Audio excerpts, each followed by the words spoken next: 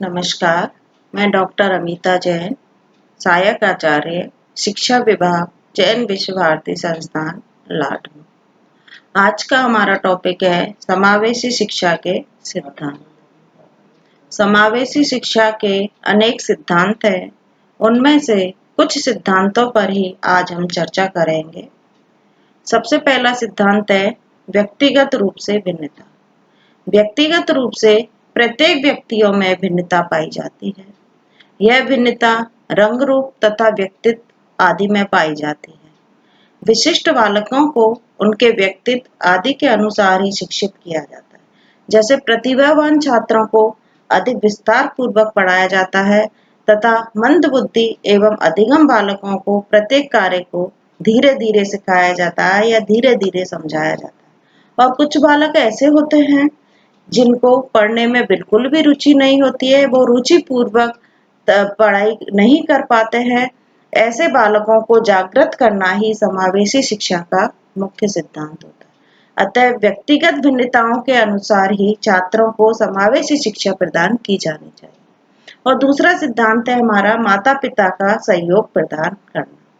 समावेशी शिक्षा के अंतर्गत माता पिता का सहयोग होना अति आवश्यक है। यदि माता पिता पूर्णतः सहयोग देने तथा विशिष्ट छात्रों को उचित प्रकार से समावेशी शिक्षा प्रदान की जा सकती है सहयोग देने पर। तीसरा हमारा सिद्धांत है भेदभाव रहित शिक्षा। भेदभाव रहित शिक्षा हेतु सर्वप्रथम छात्रों की पहचान की जानी अति आवश्यक है, क्योंकि इसके आधार पर ही छात्रों को वर्गीकृत किया जा सकता है और उन्हें शिक्षा प्रदान की जा सकती है। और हमारा चौथा सिद्धांत है विशिष्ट कार्यक्रमों द्वारा शिक्षा। विशिष्ट शिक्षा हेतु कई विशिष्ट कार्यक्रमों को लागू किया जाता है।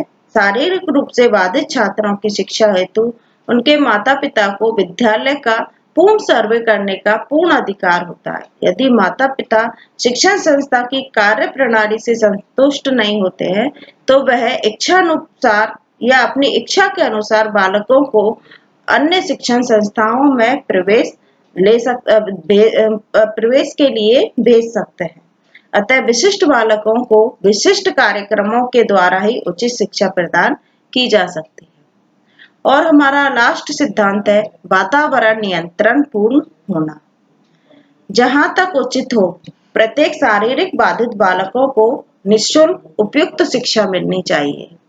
सामान्यतः शिक्षा संस्थाओं में किसी बालक को स्वीकार अथवा अस्वीकार करने का विकल्प किसी विद्यालय की व्यवस्था में नहीं है।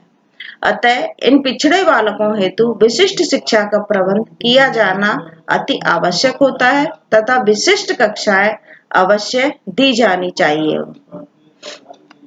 अब समावेशी शिक्षा का कार्य क्षेत्र क्या है, उसका स्कोप क्या है इंक्लूसिव एजुकेशन का।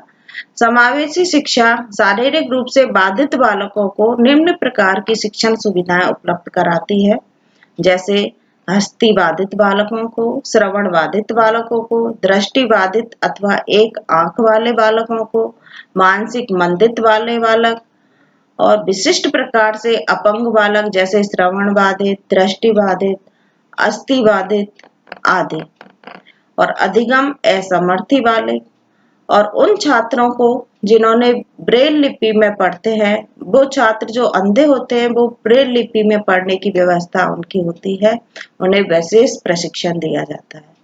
और बधिर बालक जिन्होंने संप्रेषण में निपुणता तथा पढ़ना सीख लिया है,